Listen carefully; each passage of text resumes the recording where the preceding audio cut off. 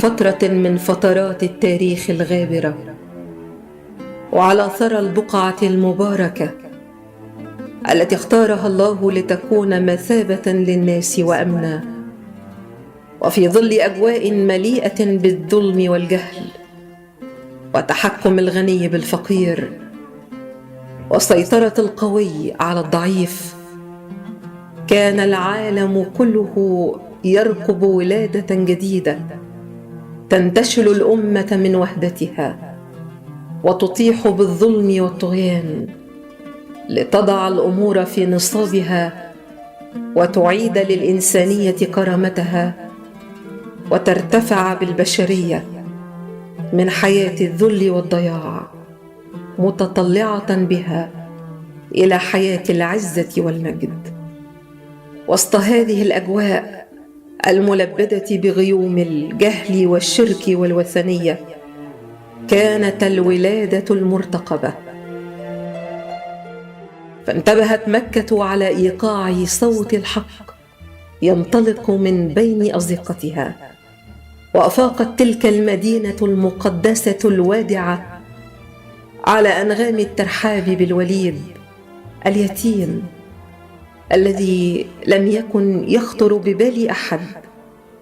أنه سيكون منقذاً لأمة ومؤسساً لحضارة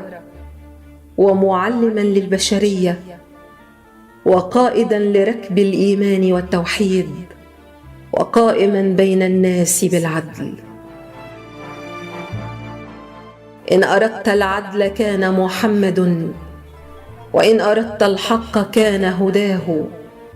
صلوا عليه على الدوام وآله، فهو الذي صلى عليه الله.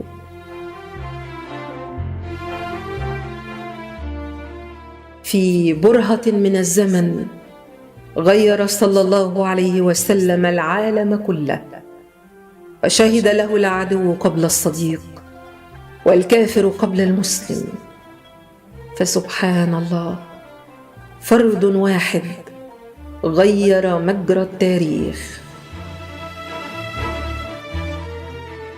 في ذكرى المولد النبوي الشريف،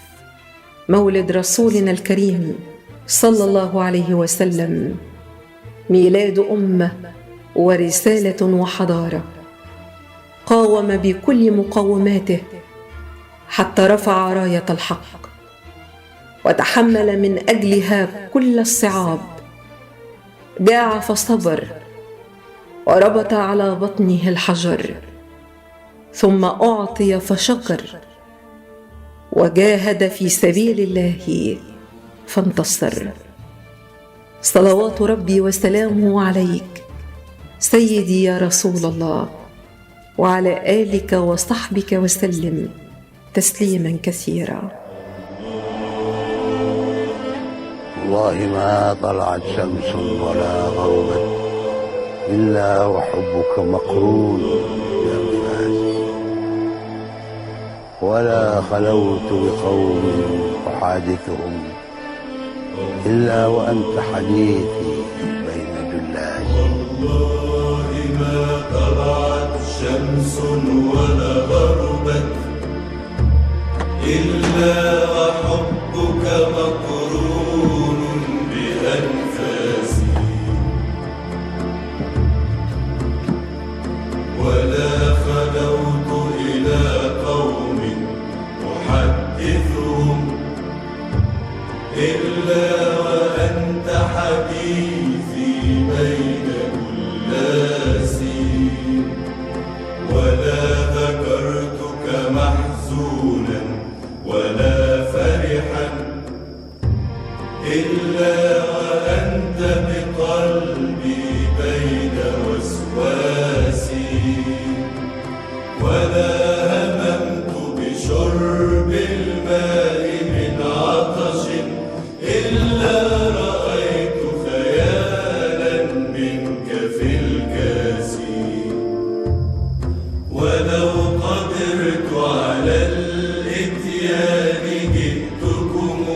سعيا على الوجه أو مشيا على